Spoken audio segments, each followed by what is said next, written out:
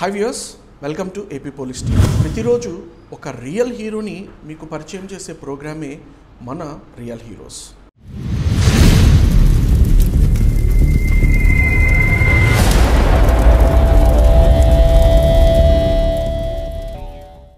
గురజాల డివిజన్లో ఎస్డిపిఓగా విధులు నిర్వర్తిస్తున్న జయరాం ప్రసాద్ గారితో ఈరోజు మన ప్రోగ్రాం. సో మీరు చెప్పిన మీ పైప్ లైన్లో డిగ్రీ తర్వాత మీరు ఎంసీఏ చేశారు, తర్వాత జాబ్, కానీ మధ్యలో ఈ ఇన్కమ్ ట్యాక్స్ ఆఫీసర్ ఎలా వచ్చింది సార్?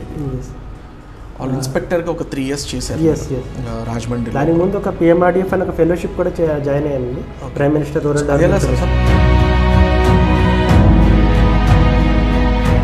బాగా హై ప్రొఫైల్గా సెన్సేషన్ అయిన కేసెస్ ఏమన్నా డీల్ చేశారు సార్? వెల్దుర్తిలో గంగాలకుంట దగ్గర ఎక్స్ ఎంపీపీ ఒక ఆయన ఉన్నారు, కంచర్ల నాగరాజ్ అని చెప్పేసి.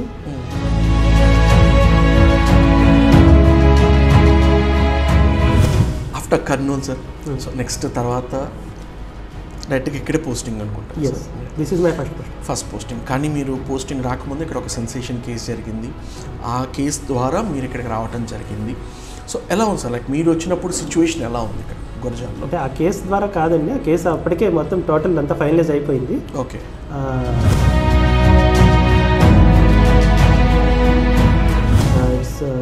సారే చెప్పారు అప్పుడు, ఇట్స్ హిస్టారికల్ మూమెంట్. ఎప్పుడు కూడా ఎంటైర్ బ్యాచ్ లాండ్ ఆర్డర్ ఇవ్వడం అనేది ఎప్పుడు జరగలేదు. Sir always encourages young blood sir. I've seen DG sir యంగ్స్టర్స్కి ఫస్ట్ ఛాన్స్ ఇవ్వాలి, ప్రయారిటీ ఇవ్వాలనే ఉద్దేశంతో ఉంటారు. సో మీరు అన్నట్టు ఆ గట్ స్టెప్స్ కూడా only sir can take that step. So ఆ స్టెప్తోనే డైరెక్ట్గా మీరు ఇక్కడ దిశ యాప్ మనం ఇంట్రడ్యూస్ చేసాము. దిశకి సంబంధించిన చాలా యాక్టివిటీస్ మన ఏపీలో చాలా అగ్రెసివ్గా జరుగుతుంది సార్. సో ఈ టైంలో ఒక పాక్సో యాక్ట్ కేసు కూడా మీ లిమిట్స్లో జరిగింది సార్. ఇది నాగార్జున సాగర్ పిఎస్ పరిధిలో జరిగిందండి.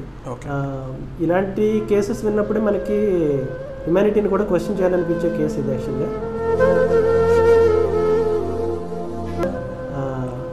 అఫెండరు ఈ చిన్న పాప 7 months పాప, 7 months పాపని ఆమె క్రిబ్లోంచి క్రాడీలోంచి తీసుకుని వచ్చి ఒక ఇంటి దగ్గర నుంచి ఒక 200 meters డిస్టెన్స్ తీసుకొచ్చి ఫింగర్తో మ్యానిపులేట్ చేశాడు. అక్కడి నుంచి తీసుకొచ్చి ఆమెను ఒక రాయి మీద